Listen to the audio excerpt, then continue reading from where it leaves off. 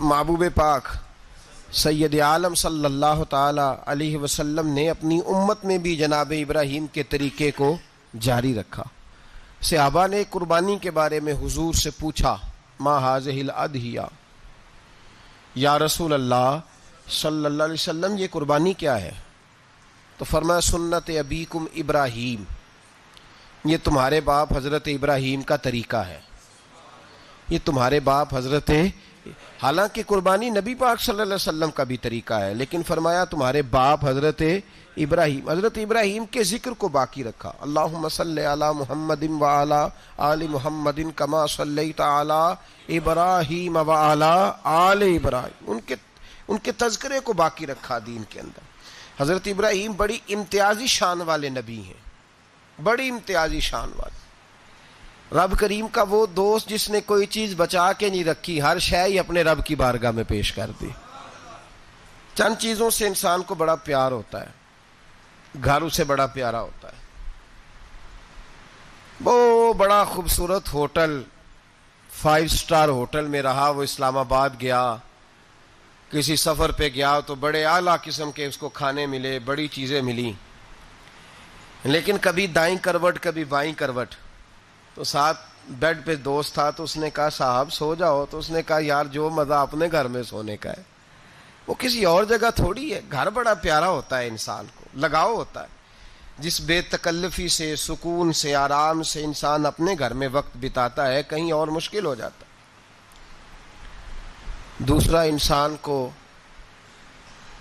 اولاد بڑی پیاری ہوتی ہے، بڑی عجیب شے ہے، نہ ہو تب بھی بڑا دکھ ہے، اور ہونے کے بعد بھی اس کی بڑی آزمائشیں، یہ بڑی ایک میٹھی چیز ہے۔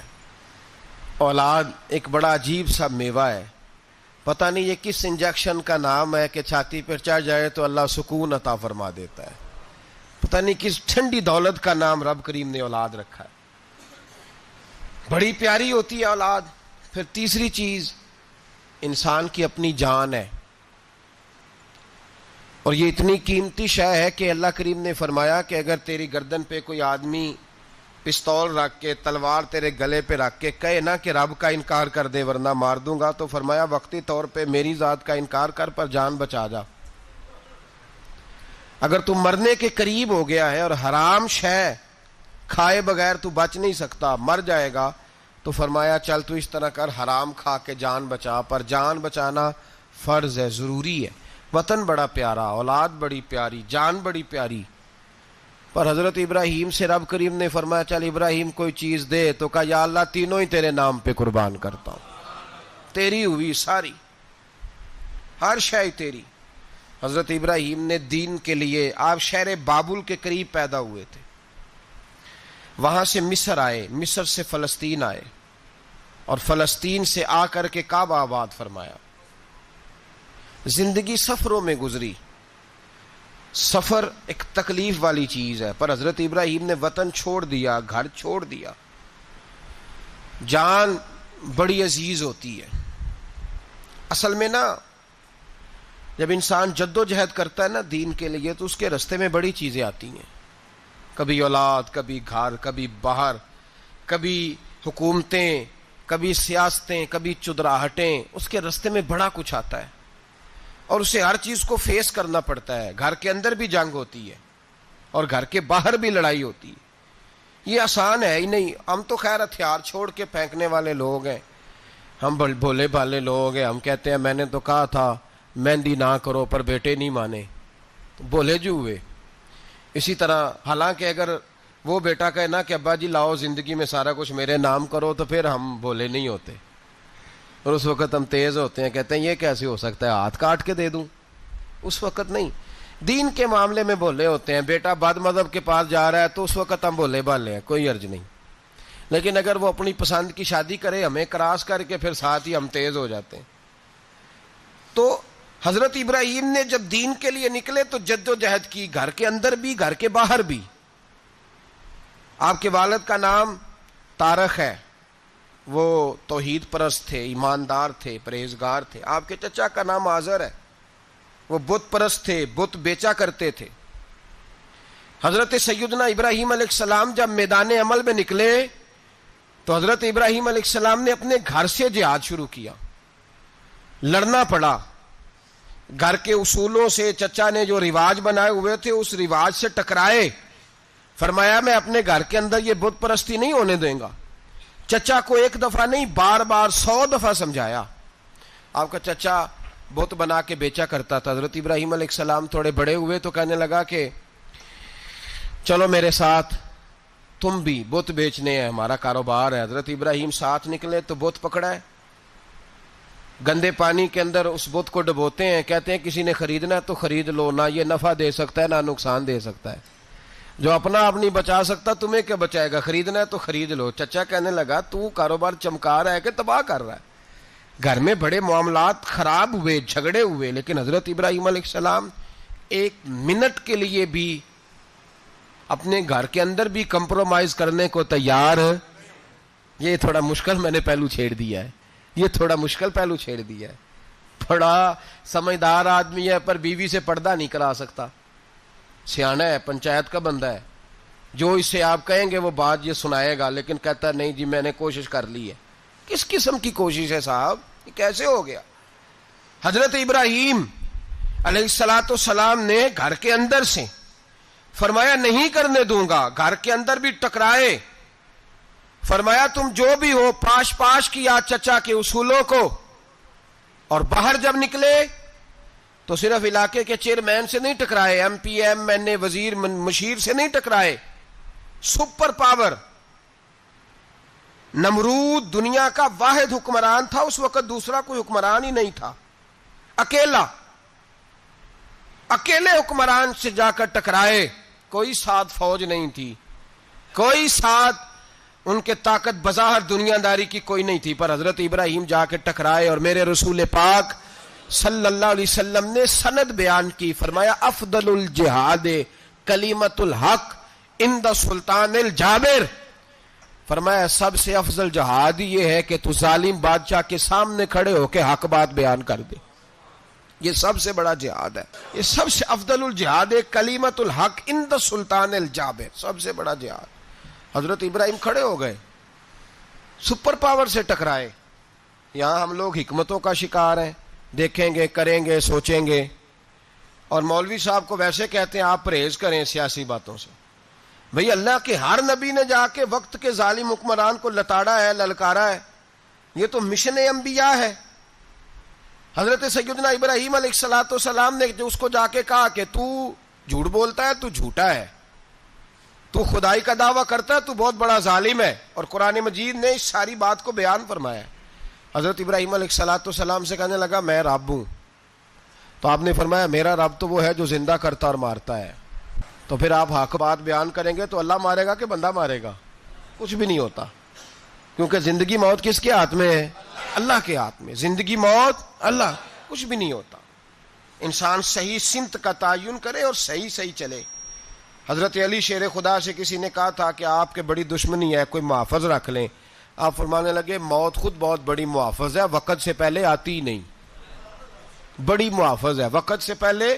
علامہ نورانی رحمت اللہ تعالی علیہ کراچی جیسے شہر میں رہا کرتے تھے, جہاں گام گام پہ خطرہ تھا. لوگوں نے کہا حضرت اتنے بڑے لیڈر ہو, آپ کی جماعت کی 62 سیٹیں ہوئی قومی اسمبلی میں, ایک ایسا وقت بھی آیا تو کوئی ایک آدمی بندوق والا. آپ فرمانے لگے مجھے ضرورت ہی نہیں, اس لیے کہ جس خدا رسول کے لیے میں نکلا ہوں وہ خود ہی حفاظت کرنے والے ہیں, ضرورت نہیں ان چیزوں. تو بھائی حضرت ابراہیم ٹکرائے, اور آپ کا انداز کیا ہے؟ جا کے کہا کہ تو نہیں, خدا وہ ہے جو زندہ کرتا. اور اس نے ایک بیوقوفوں جیسی دلیل دی. ایک آدمی کو کل پھانسی دینی تھی تو اس کو بلایا, کہنے لگا تجھے کب پھانسی ہے؟ اس نے کہا کل. کہنے لگا جا تجھے آزاد کیا, زندگی دی, اس کو چھٹی دے دی. ایک عام آدمی بیچارہ بیٹھا تھا, اس کو پکڑ کے نا کہنے لگا اس کی گردن اڑا دو. کہنے لگا دیکھ لو میں بھی زندہ کرتا اور مارتا ہوں, وہ جو کل مرنے والا تھا میں نے زندہ کر دیا ہے, اور جس کو پتہ ہی نہیں تھا کہ میں نے مرنا ہے اسے پکڑ کے میں نے مار دیا ہے. یہ بیوقوفوں جیسی دلیل ہے. حضرت سیدنا ابراہیم علیہ السلام چاہتے تو اسی وقت دلیل توڑ دیتے کہ تو کیا بیوقوفوں جیسی بات کر رہا ہے. اگر تو زندگی دیتا ہے تو مرے ہوئے میں جان ڈال کے دے جس کو تو نے مارا ہے. لیکن حضرت ابراہیم نے دیکھا کہ بیوقوف ہے، بیوقوفوں سے بحث نہیں ہوتی، دلیل بدل لی جاتی ہے، ان کی عقل کے مطابق بات کی جاتی ہے۔ حضرت ابراہیم فرمانے لگے میرا رب وہ ہے جو سورج مشرق سے نکالتا ہے اور مغرب میں غروب کرتا ہے، تو اگر رب ہے تو مغرب سے نکال کے مشرق میں غروب کر۔ فبہت الذی کفر، کافر لاجواب ہو گیا، اس کے پاس اس چیز کا کوئی جواب نہیں تھا۔ علامہ اسماعیل حقی نے خوبصورت فقرہ لکھا ہے، خوبصورت جان ڈال دی ایک جملہ کہہ کے۔ حضرت سیدنا علامہ اسماعیل حقی رحمۃ اللہ علیہ فرمانے لگے چونکہ نمرود بیوقوفوں جیسی باتیں کر رہا تھا، اگر وہ یہ کہہ دیتا نا کہ میں سورج کو نکالتا ہوں مشرق سے، میں غروب کرتا ہوں معاذ اللہ مغرب میں نکالتا ہوں، تو آپ اپنے رب سے کہیے کہ وہ مغرب سے نکال کے مشرق میں غروب کرے۔ علامہ اسماعیل حقی فرماتے ہیں رب کریم کی آواز قدرت تھی، مالک حضرت ابراہیم علیہ الصلوۃ والسلام کے اس اگر وہ کہہ دیتا اور حضرت ابراہیم دعا کر دیتے تو رب کریم نے فرشتوں کو تیار بٹھایا ہوا تھا، فرمایا اگر یہ کہہ دے میرے خلیل سے کہ سورج مغرب سے نکال کے مشرق میں غروب کرنا ہے تو تیار رہنا، جس طرح خلیل کہیں گے ویسے ہی کر دیں گے۔ واتخذ اللہ ابراہیم خلیلا، ابراہیم ہمارا دوست جو ہوا، جیسے کہے گا ویسے کر دیں گے۔ حضرت سیدنا ابراہیم علیہ السلام کی باتوں کا جب جواب نہ دے سکا، دلیل نہیں بندہ دیتا، پھر لڑائی کرتا ہے، پھر جھوٹے موٹے اعتراض کرتا ہے۔ دلیل ختم ہوتی ہے تو لوگ ذاتیات پہ اترتے ہیں، کہتے ہیں یہ کھانستا صحیح نہیں، دیکھتا صحیح نہیں، دلیل ختم۔ اب ذاتیات پہ اترے، کہنے لگے مجھے پتہ چلا ہے کہ یہ فلانی جگہ گیا تھا تو وہاں جا کے اس نے اس طرح کیا ہے۔ پھر لوگ ذاتیات پہ اترتے ہیں، جب دلیل کا جواب دلیل سے نہیں دے پاتے پھر ذاتیات پر اتر کر حملے کرتے ہیں۔ حضرت ابراہیم کے دلائل کا جواب نمرود نہ دے سکا تو کہنے لگا کہ اس کو آگ میں ڈال دو۔ قوم گئی ہوئی تھی ساری، آپ نے بات سنی ہوئی ہے، میں نے صرف اشارہ دینا ہے، میلے پہ تو حضرت سیدنا ابراہیم علیہ السلام نے سارے بت توڑ دیے، کلاڑا بڑے بت کی گردن پہ رکھا، واپس آئے کہنے لگے بت کس نے توڑے ہیں؟ تو فرمایا اس سے پوچھ لو جس کی گردن پہ کلاڑا ہے۔ کہنے لگے یہ تو بول ہی نہیں سکتا، تو فرمانے لگے بڑے بیوقوف ہو جو بولتا ہی نہیں، سنتا ہی نہیں، اپنا آپ نہیں بچا سکتا، اس کی پوجا کرتے ہو؟ کہنے لگے پکڑو دلیلیں ختم ہو گئی، اس کو آگ میں ڈالو۔ بہت بڑی حویلی 45 فٹ مربع پہ مشتمل ایک حویلی بنائی گئی اور 45 فٹ اونچی۔ مختلف روایات، علامہ اسماعیل حقی کہتے ہیں کہ 3 مہینے تک نمرود نے کہا کہ اس کے اندر لکڑیاں ڈالو۔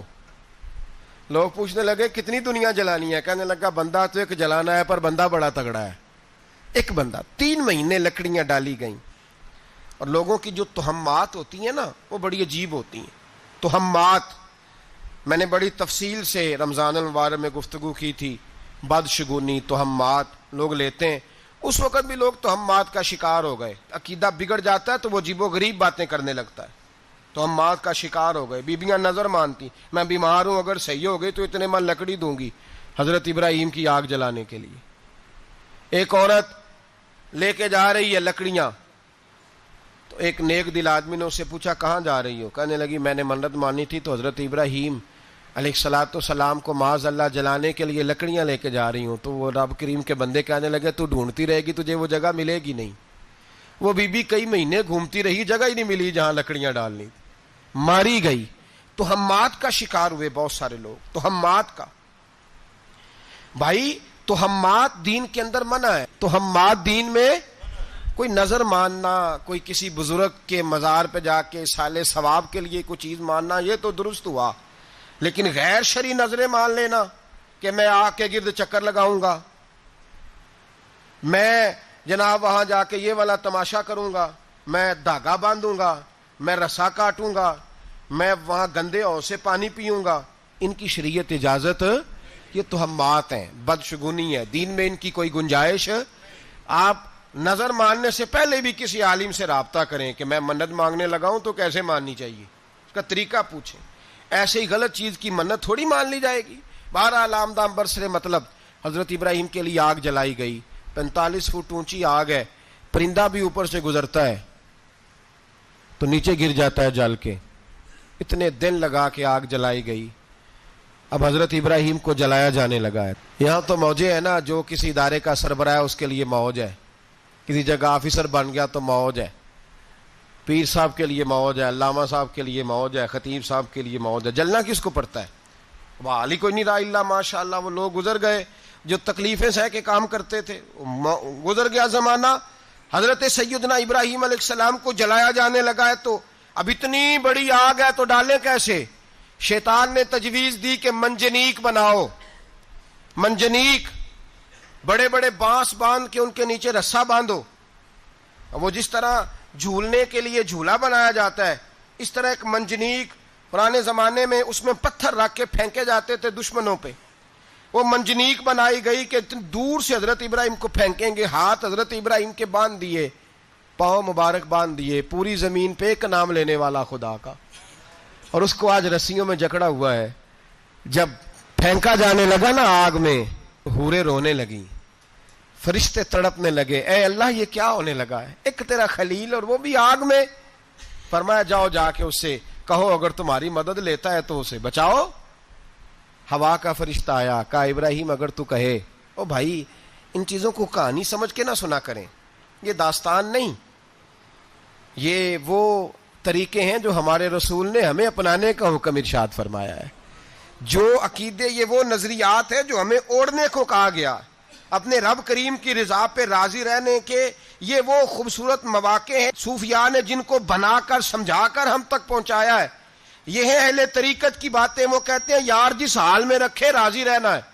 حضرت ابراہیم علیہ السلام کو پھینکا جا رہا ہے, فرشتہ آیا, اے اللہ کے خلیل اگر حکم دو تو اتنی ہوا چلاؤں کہ نمرودی جل جائیں سارے, آگ ان پہ پھینک دی جائے. آپ نے فرمایا تو جا, تجھ سے مجھے کوئی کام نہیں. تھوڑی دیر کے بعد پانی کا فرشتہ آیا, کہا حضور اتنی بارش برساؤں گا کہ آگ بجھ جائے گی. فرمایا تو جا, تجھ سے کوئی کام نہیں. اب جب منجنیق میں رکھ دیے گئے, آگ میں جانے کا لمحہ ہے, تیاری ہے, حضرت جبریل امین حاضر خدمت ہوئے. کہا ابراہیم کوئی حاجت؟ فرمایا تجھ سے کوئی نہیں. کہا چلو مجھ سے نہیں تو رب کریم سے ہی بات کر لو, مجھے پتا ہے میں چھوٹا ہوں, آپ مجھ سے مدد کیوں لوگے, رب کریم سے ہی بات کر لیں. تو حضرت ابراہیم کہنے لگے جبریل یہ بتا, رب کو نہیں پتا اس کا خلیل کس حال میں ہے؟ اسے نہیں پتا میں کس حال میں ہوں, میرے ہاتھ بندے ہیں, پیر بندے ہیں آگ میں, اسے نہیں پتا. بتایا تو اسے جاتا ہے جس سے خبر نہ ہو. تو اگر اسے پتا ہے تو اگر وہ جلانے پہ راضی ہے تو میں بھی جلنے کو تیار ہوں, میں تیار ہوں, میں تیار ہوں. اسے کہو ٹھیک ہے. حضرت سیدنا ابراہیم علیہ السلام کو منجنیق میں ڈال کے جو پھینکا آگ میں, یا نارکونی بردم و سلامن علی ابراہیم, اللہ نے فرمایا اے آگ میرے ابراہیم پہ ٹھنڈی بھی ہو جا اور سلامتی والی بھی ہو جا. حضرت ابراہیم کو دو فرشتوں نے بٹھا دیا زمین پہ, پھول کھلے ہیں, کونپلیں مہک رہی ہیں, کلیاں خوشبو دے رہی ہیں. حضرت ابراہیم نے سر سجدے میں رکھ دیا, سبحان اللہ والحمد للہ ولا الہ الا اللہ واللہ اکبر. حضرت ابراہیم اللہ کی تسبیح پڑھنے لگے, رب کریم کا شکر بجا لانے لگے. نکلے وہاں سے, کچھ دن گزر گئے, نکلے, حکم ہو گیا ابراہیم علاقہ چھوڑ دو. حضرت ابراہیم علیہ السلام وہاں سے نکل کے مصر آئے, چچا کے پاس ٹھہرے. انہوں نے اپنی بیٹی جناب سارہ کا نکاح کر دیا. کچھ آگے بڑھے تو ایک ظالم بادشاہ سے ٹکرائے. اس نے ایک شہزادی, ایک بادشاہ کی بیٹی قید کی ہوئی تھی, جناب ہاجرہ نام تھا, ان کو قید سے چھڑا کے ساتھ لائے. حضرت لوط علیہ السلام بھی ساتھ. یہ 4 لوگوں کا قافلہ چلا, فلسطین میں جا کے پڑاؤ ڈالا, گھر بار چھوڑا, تبلیغ شروع ہوئی. حضرت ابراہیم کے گھر میں 2 خواتین ہیں, ایک آپ کی بیوی ہیں, ایک حضرت ہاجرہ ہیں. اولاد کوئی نہیں, بڑا میوہ میٹھا. گھر وہی آباد ہوتا ہے جس میں بچے روتے ہیں, گھر ہوتا ہی وہ ہے جس میں بچوں کی چنچناہٹ ہوتی ہے, بھن بھناہٹ ہوتی ہے. حضرت ابراہیم نے ایک بچہ روتے ہوئے دیکھا تو آنکھوں میں آنسو آئے, کہنے لگے ربی حب لی من الصالحین, یا اللہ مجھے بھی نیک اولاد عطا کر دے. حضرت سارہ نے سن لیا, کہنے لگی ابراہیم شاید میرے بطن سے تو آپ کو نصیب نہیں, ہاجرہ سے نکاح کر لو. جناب ہاجرہ سے نکاح ہوا. اللہ تو بڑا بے نیاز ہے, رب کریم نے حضرت اسماعیل جیسا خوبصورت بیٹا عطا فرمایا. بیٹا کالا سیاہ بھی ہو تو سینے کی ٹھنڈک ہوتا ہے, پر یہ تو وہ بیٹا ہے جس کی پیشانی میں نور محمدی چمکتا ہے. صلی اللہ علیہ وسلم. حضرت سیدنا اسماعیل علیہ اتنے خوبصورت. اب جس بیوی کے یہاں بیٹا تھا، بیٹھنا اٹھنا بھی زیادہ اس کے پاس، آنا جانا بھی اس کے پاس، توجہ ادھر ہو گئی. جناب سارا رشک کرنے لگی. ایک دن کہنے لگی اسے چھوڑ آ جنگل میں، وادی غیر ذی زرع، مکے کے پاس. بھائی ایک بیٹا عالم دین بنا لو. کہنے لگا روٹی کہاں سے کھائے گا؟ تیرے 5 بیٹے ہیں، کو حافظ قرآن بنا. کہتے روٹی کہاں سے کھائے گا؟ وہ بچہ بھی کہتا ہے میں کہاں سے کھاؤں گا. حضرت ابراہیم علیہ السلام تو چند مہینے کا بچہ چھوڑ آئے، تو کہاں سے روٹی کھائی حضرت اسماعیل نے؟ کہاں سے کھائی ان کی اماں نے روٹی؟ بھوکے مر جاتے ہیں یہ سارے. میں بڑی ذمہ داری سے کہا کرتا ہوں کہ جتنی خوبصورت روٹی اللہ کریم دین کے خادموں کو عطا کرتا ہے شاید کسی اور کے نصیب ہوتی ہو، لیکن ہم لوگ توجہ ہی نہیں کر رہے. ہمارا ذوق ہی نہیں بن رہا. ہم یہ محنت ہی نہیں کر رہے کہ قوم کو مستند علماء کی ضرورت ہے. علاقوں کے علاقے خالی ہیں، ادھر ہمارا مزاج ہی نہیں بن رہا، توجہ ہی نہیں دین کی خاطر. اور پھر چلے بچے تو بعد کی بات ہے نا، جو ابھی خود جوان ہے وہ بھی یہ دعا. ایک صاحب مجھے کہنے لگے میں دعا مانگ رہا ہوں اللہ مجھے بیٹا دے تو میں اسے دین پہ لگاؤں گا. تو میں نے کہا آپ بھی بوڑھے نہیں ہوئے، آپ خود ہی لگ جائیں. بیٹا تو ابھی آئے گا تو لگے گا نا. تو آپ تو اس وقت ہے تو آپ تو پہلے لگے نا صاحب. 2 گھنٹے تو نکال کے آئے، دین سیکھنے کو کافی ہے. آپ اتنی لمبی سوچ رہے ہیں کہ بچہ آئے گا تو بڑا ہوگا تو وہ جائے گا تو دیکھی جائے گی. ابھی تو آپ ہیں تو آپ تو آؤ.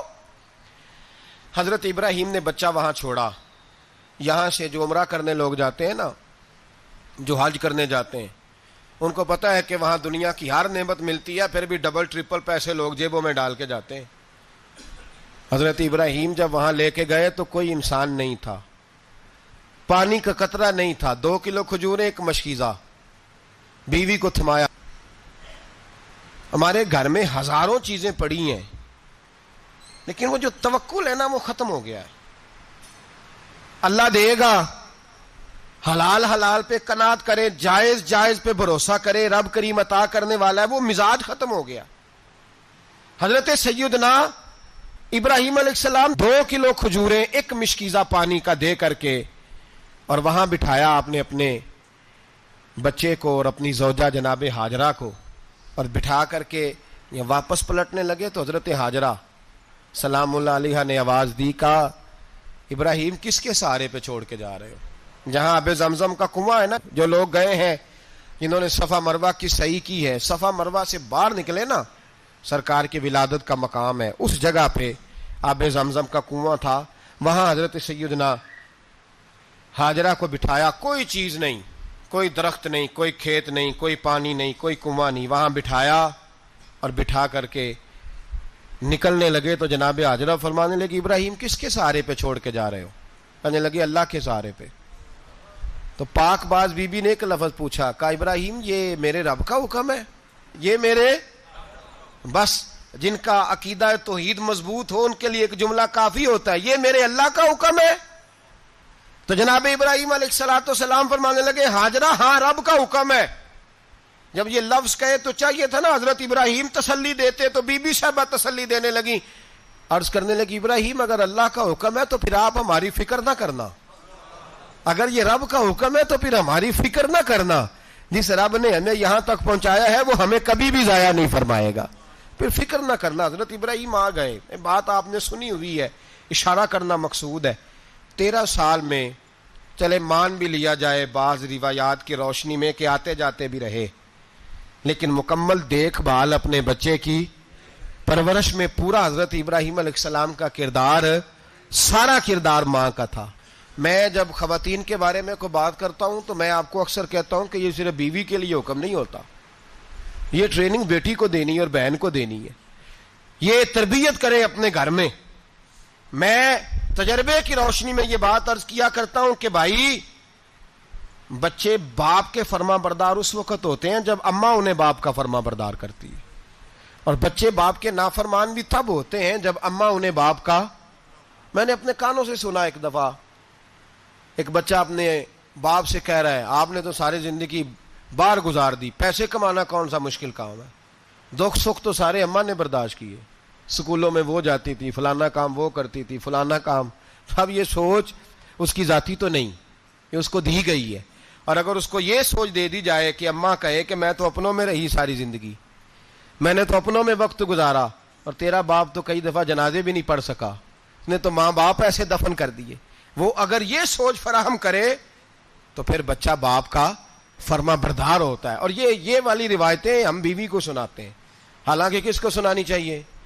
بولیے, بہن اور بیٹی کو. بہن اور بیٹی کو سنائیں یہ باتیں, ان کو سمجھائیں, تاکہ آگے جا کے وہ جو گھر ترتیب دیں وہ گھر بڑا عمدہ اور نکھرا ہوا ہو. حضرت سیدنا ابراہیم 13 سال کے بعد آئے, چونکہ گھر میں اللہ تبارک و تعالیٰ کی دوستی کا چرچا تھا, اللہ تبارک و تعالیٰ کی محبوبیت کا غلبہ تھا. 13 سال کے بعد فلما بالغ معہ سعیا, بیٹا جب اتنا بڑا ہوا کہ سال چلنے لگا, تو حضرت ابراہیم نے اپنے بیٹے کو بلا کے کہا, بیٹا مجھے خواب آئی ہے, میں تجھے ذبح کر رہا ہوں, تیری کیا رضا ہے؟ تو حضرت اسماعیل کہنے لگے, یا ابت افعل ما تؤمر, ابا جی اللہ جیسے حکم دیتا ہے میرے ساتھ ویسے ہی کریں, جیسے اللہ حکم دیتا ہے ویسے ہی, بولیے, ویسے ہی کریں. حضرت حاجرہ کو کہا کہ ایک دوست نے دعوت کی ہے تو وہاں جا رہے ہیں. بی بی مطمئن ہے, تفصیلات کی ضرورت نہیں, ختم بات, اعتبار ہے, مطمئن ہو گئی. شیطان پیچھے سے آیا اماں کے پاس. ذرا تھوڑی دیر کے لیے تصور جمائیے, یہاں تو پڑوسن آ کے کوئی بات بتا دیتی ہے خاوند کے بارے میں تو کئی مہینے جھگڑا جاری رہتا ہے, پڑوسن محلے دار. شیطان نے آ کے بتایا لفظ کیا ہے؟ کہا حضرت تمہیں پتا ہے کہاں جا رہے ہیں؟ کہا دوست کی دعوت میں. تو کہنے لگے دوست کون ہے؟ رب کریم. اور ابراہیم کا خیال ہے کہ اس رب نے مجھے حکم دیا ہے کہ میں ذبح کروں. تو حضرت حاجرہ کہنے لگی کبھی باپ بھی بیٹے ذبح کرتے ہیں؟ شیطان کہنے لگا ان کا خیال ہے کہ ان کے رب نے حکم دیا ہے. تو جناب حاجرہ فرمانے لگی اگر رب نے حکم دیا تو پھر تو مجھے شیطان لگتا ہے, تو مجھے شیطان لگتا ہے. کا کیا مطلب؟ فرمانے لگی اگر رب کریم کا حکم ہے تو میرے پاس ایک اسماعیل ہے, اگر 1000 بھی ہوتے میں سارے اللہ کے راستے میں پیش کر دیتا, دے دیتی. مالک کا ہی تو ہے سارا کچھ, اسی کا ہے, اس میں لیت اللہ کی کیا گنجائش. حضرت سیدنا ابراہیم علیہ الصلوۃ والسلام نے بیٹے کے حلق پہ چھری رکھ بھی دی اور چھری چلا بھی دی, رکھ بھی دی اور وہ تو اللہ کریم نے فرمایا یا ابراہیم قد صدقت الرؤیا, ابراہیم تو نے خواب سچا کر دکھایا, وہ قیامت تک تیرا نام رہے گا. حضرت ابراہیم نے وطن بھی دیا, جان بھی دی, بیٹا بھی. اللہ کریم نے دمبے دیے, فرمایا یہ فدیہ ہے. اب یہ قربانی قیامت تک حضرت ابراہیم کے طریقے کے مطابق جاری ہے. حضرت ابراہیم بہت بڑے مہمان نواز تھے, بہت بڑے. آپ جب مصر میں قیام تھا تو بڑے بڑے لمبے چوڑے لنگر پکتے تھے, لوگ آیا جایا کرتے تھے, بڑا تفصیل کے ساتھ کھانا ہوتا تھا. مہمان نوازی آپ کی خاص صفت مبارکہ ہے. ہمارے ہاں بھی مہمان نوازی ہوتی ہے امیروں کی, بلکہ اب تو مہمان نوازی اس طرح کی ہے کہ کل تیری میرے پاس دعوت ہے اور پرسوں میری تیرے پاس ہے. وہی امیروں میں وہ چکر رہتا ہے, پارٹیاں دوست ایک دوسرے کو ڈالتے ہیں, تیری طرف پارٹی تیری طرف. اور اسی انداز میں اب یہ عید آئے گی نا, ٹکا پارٹیاں ہوں گی جگہ جگہ, اور لوگ سوال پوچھنے لگے ابھی سے, کہتے ہیں قربانی کا کتنا گوشت گھر رکھنا جائز ہے, قربانی کا کتنا گوشت گھر رکھنا جائز ہے؟ سارا ہی جی. اس لیے فریزر لے لے, فریج سے نہیں کام چلے گا, سارا ہی جہاز گھر رکھنا سارا ہی جائز ہے, رکھ لیں. او خدا کے بندے, قربانی وہ بندہ دیتا ہے جو سارا سال ہی گوشت کھاتا ہے. صحیح کہہ رہا ہوں؟ قربانی صاحب نصاب صاحب استطاعت بندہ دیتا ہے نا, تو وہ سارا سال ہی گوشت, تو سارا گھر میں رکھنا بھی جائز ہے, لیکن سارا دے دینا بھی. تو جو آ رہی ہے اس پہ کیوں توجہ کرتے ہو, جو دوسرا جائز ہے اس پہ کیوں نہیں عمل کرتے؟ سارا تقسیم کر دیں, بات ختم ہوئی. یقین کریں محرم میں جا کے دوست ٹیلی فون کر کے سوال پوچھتے ہیں, کہتے ہیں صاحب سنا ہے قربانی کا گوشت محرم میں کھانا جائز نہیں. میں کہ نہیں, ربیع الاول چ بھی جائز جے, رجب رمضان تک کھاؤ, کوئی بندہ نہیں منع کرتا, اس لیے کہ کسی کو دینا تو پسند ہی نہیں. یا پھر اس میں سے جو خاص چیزیں ہیں وہ اپنی فریج میں, اور باقی جو ہے وہ دوسروں کے لیے. یہ کیا طریقہ ہے ہمارا؟ اور اسی پہ عمل ہے. اللہ تبارک و تعالی ہمیں سمجھنے کی توفیق عطا فرمائے. حضرت ابراہیم بہت بڑے مہمان نواز تھے. صرف قربانی نہیں دیتے تھے, سارا سال بہت سارا لنگر, بہت سارا کھانا پینا, بہت ساری چیزیں جاری رہتی تھی. اور جتنے غریب لوگ تھے فلسطین کے، ان کو پتا تھا کہ حضرت ابراہیم علیہ السلام کا لنگر جاری ہے فلسطین میں جب آپ کا قیام تھا۔ ایک دفعہ ڈھیروں مہمان آ گئے اور کھانے کو کوئی چیز نہیں۔ حضرت سارہ اور جناب ہاجرہ دونوں اس وقت موجود تھیں۔ وہ کہنے لگی ابراہیم بہت سارے مہمان آ گئے تو کیا کریں؟ جناب سارہ کہنے لگی کس طرح کر کے ان کی مہمان نوازی کرنی؟ اور حالات یہ ہیں کہ قحط پڑا ہوا ہے فلسطین میں، مصر میں، دور دراز علاقوں میں۔ تو حضرت ابراہیم کہنے لگے یہ اللہ کے مہمان ہیں اور ہمیں رب کریم کا بندہ سمجھ کے آ گئے ہیں، اللہ ہی بندوبست کرے گا۔ فرمانے لگے میرا مصر میں ایک دوست ہے، وہ قحط کے دنوں میں غلہ جمع کر لیتا ہے، میں اس کی طرف پیغام بھیجتا ہوں، مجھے امید ہے وہاں سے غلہ ملے گا۔ 2 3 5 اونٹ والے غلام بلائے اور ان کو کہا کہ جاؤ غلہ لے آؤ مصر کے دوست سے۔ وہ لوگ کہتے ہیں ہم غلہ لینے گئے، وہاں جب پہنچے تو حضرت ابراہیم خلیل اللہ علیہ السلام کا پیغام دیا تو آپ کا وہ دوست کہنے لگا غلہ تو بے شمار تھا، مجھے خبر نہیں تھی کہ حضرت ابراہیم کا پیغام آئے گا، تو میں تو سارا تقسیم کر چکا ہوں، لوگ لے گئے اب تو کوئی شے نہیں۔